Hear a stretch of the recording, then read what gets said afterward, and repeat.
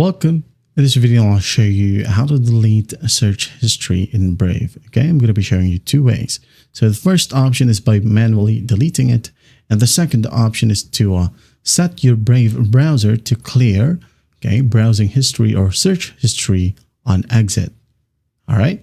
So first one, go ahead and go to the top right, click on the three horizontal lines. Now click on settings right here at the very bottom. On the left panel, click on privacy and security. Now click on delete browsing data. In here, make sure to tick on browsing history. Okay. If not, you could go ahead over to advanced. Here we have browsing history.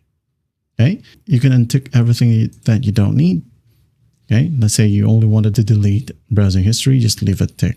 Okay. Select the time range right here to be all time. Last hour, last 24 hours. Okay. And just click on delete data. Once that's done, you're good to go. Now for the second method, you can go ahead and click on exit right here. As you can see, you can just easily select browsing history or all of it.